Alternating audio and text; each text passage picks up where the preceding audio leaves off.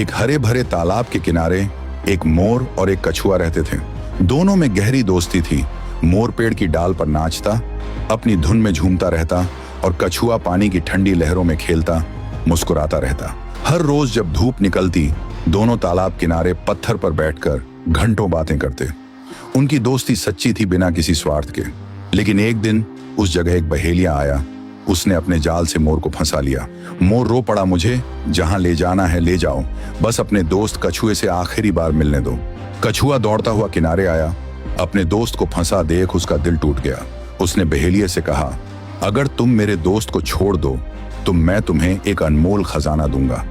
लालची बहेलिया मान गया। कछुआ पानी में गया और थोड़ी देर बाद अपने मुंह में एक चमकता हुआ हीरा लेकर बाहर आया। हीरा देखकर बहेलिया की आंखें चौंधिया गईं। उसने मोर को आजाद कर दिया। कछुआ बोला, अब दोस्त उड़ जाओ, कहीं दूर जाकर सुरक्षित रहो। मोर उड़ गया, पर बहेलिये के मन में लालच का तूफान उठ चुका था। उसने सोचा, एक हीरा क्यों दो, क्यों नहीं। वो वापस तालाब पर आया और बोला, मुझे एक नहीं 2 हीरे चाहिए। कछुआ मुस्कुराया, उसकी चालाकी समझ गया। कहा, ठीक है, पर पहले वो हीरा लौटाओ, तभी मैं उसका जोड़ीदार ला पाऊंगा। लालच में अंधा बहेलिया मान गया। कछुए को हीरा वापस दिया और कछुआ हीरा लेकर पानी की गहराइयों में चला गया। फिर कभी लौटकर नहीं आया। बहेलिया तट पर खड़ा रह गया, खाली हाथ और पछतावे से भरा हुआ। मॉरल ऑफ द स्टोरी, इस कहानी में 2 बातें छिपी हैं।